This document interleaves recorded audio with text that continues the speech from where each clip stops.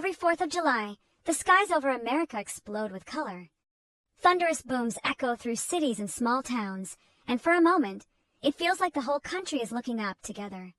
We light fireworks to celebrate freedom. But here's the twist. Almost all of those fireworks are made in China. The story doesn't start in Philadelphia, it starts over 1,000 years ago, in the mountains of ancient China. That's where alchemists discovered that mixing saltpeter, sulfur, and charcoal made something magical, gunpowder. Packed into bamboo tubes and thrown into fire, it became the first firecracker. It was loud, dangerous, and completely mesmerizing. Over time, it evolved from spiritual ritual to celebration, and eventually, entertainment. That knowledge traveled, first along trade routes, then across continents. By the 1200s, fireworks had made it to Europe. In Italy, they became art.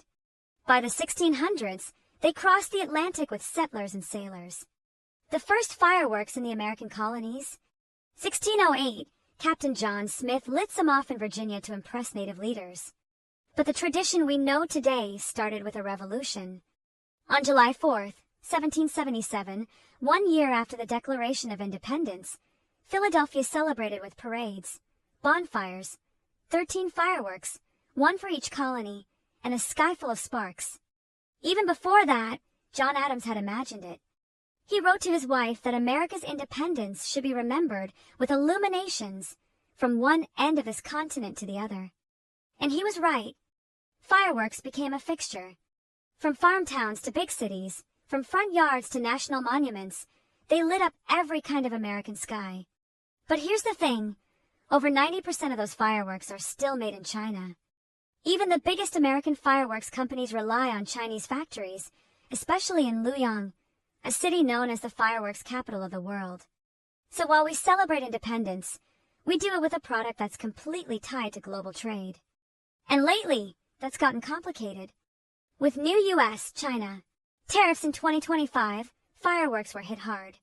Some faced up to 145% in import taxes, later reduced to around 30% for now. Retailers are nervous. Display companies are stretched thin. And some are wondering if they'll even make it to America's 250th birthday in 2026. So yes, when we celebrate American freedom, we're using a Chinese invention, imported by the shipload, refined by Italian artists, and launched into the sky by American hands. But that doesn't make the celebration any less real. It just tells a bigger truth. Independence doesn't mean isolation. Even the loudest symbols of our patriotism are rooted in a deeply connected world. The rocket's red glare? It's global. It's complicated. And it's kind of beautiful. Thank you for watching. Please hit the thumbs up and subscribe if you haven't yet.